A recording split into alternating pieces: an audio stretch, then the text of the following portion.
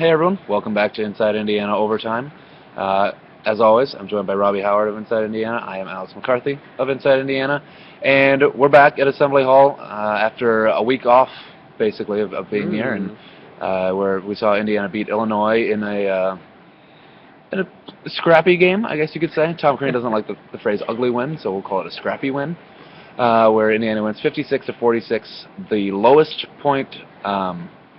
The lowest point total for any Big Ten opponent against Indiana during the Tom Crean era, which I thought was kind of interesting, and didn't even think about it during the game, but that was just kind of the night it was, where Indiana was good on defense and Illinois was awful on offense. They did not shoot very well. And they didn't. A lot of what Illinois does well this year is they're probably the Big Ten's best offensive one of the Big Ten's best offensive rebounding teams, and they only had 4 tonight. And Nana Egwu, who I think was the top offensive rebounder in the conference, had 1, which is kind of a testament to Noah Vonleh, to Indiana's ability to game plan. Mostly to Noah's Right. I mean, talk a little bit about Vonleh, Robby. I mean, we saw he only scored 4 points, but he completely changed this game. Yeah, he had 14 rebounds, which was most rebounds he's had since going back to November, I think. And the most rebounds he's had in Big Ten play, of course. He's had 13 rebounds. He's averaging 13 rebounds in his last 3 games.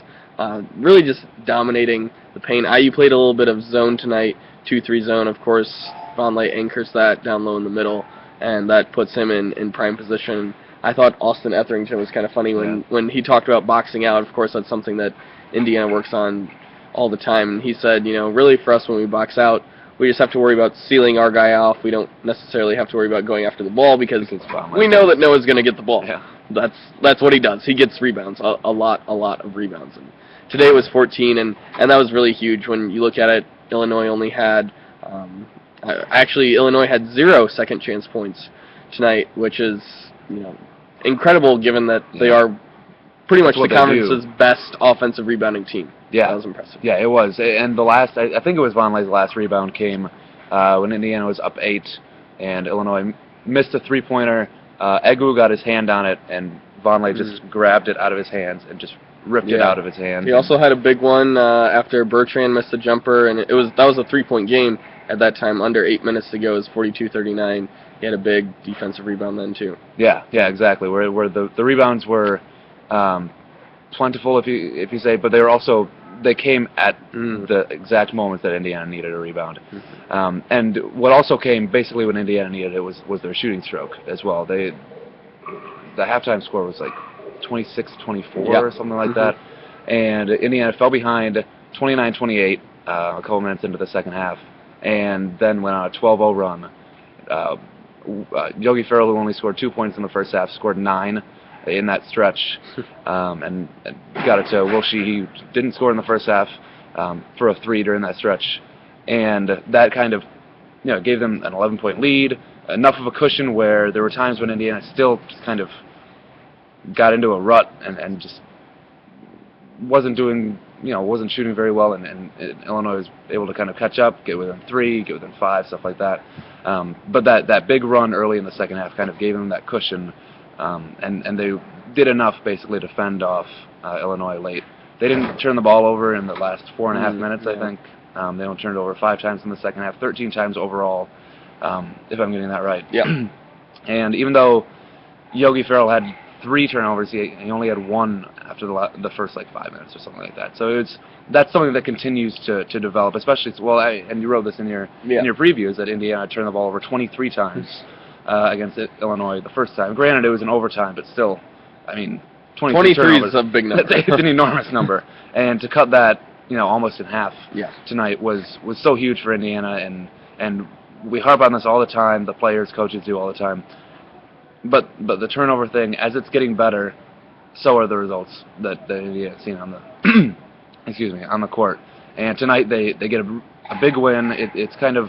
Did you kind of view this a little bit as a must-win, Robby? Yeah, if you couldn't beat a team that had lost 5 straight, now 6 straight, on your home court, a game they were favored to win, if you couldn't beat this Illinois team at home, then it was sort of like, where do you go from here as far as looking at the postseason and really as far as looking at the rest of the Big Ten? IU they had to win this game. It's tough to win games in the Big Ten. There's some that you have to get. They already dropped a game they should have won against Northwestern.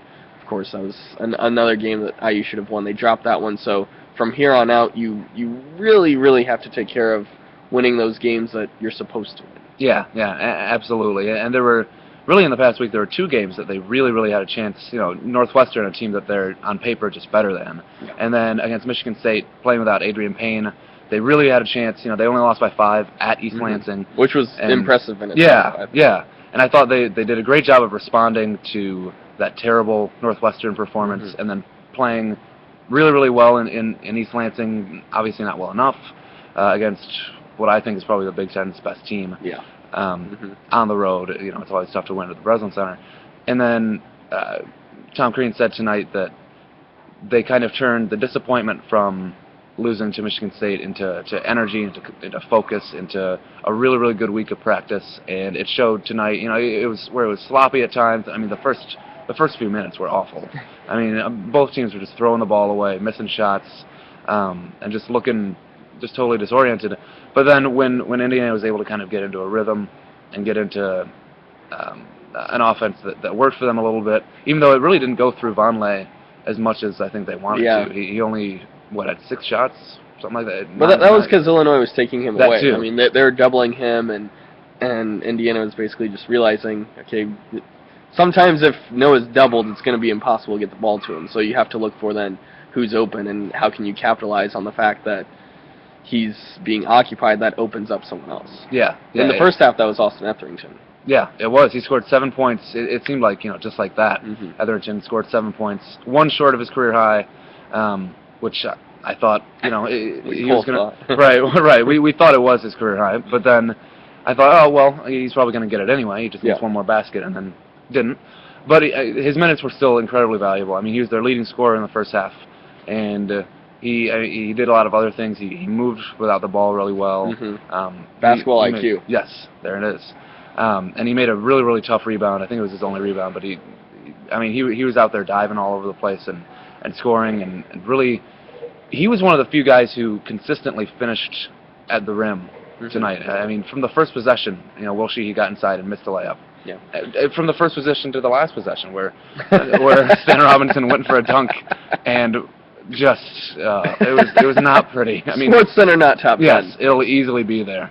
But even there, it encouraged Tom Crean because Robinson went up with his right hand, and Crean said that Robinson's gotten so much better with his right hand recently, in terms of ball handling and in terms of being able to go both ways. Where Crean said something like he didn't even think that his right hand was attached to his body a month ago. So I guess you can take positives out of basically everything in this game for Indiana. They get to 3-4 in the Big Ten.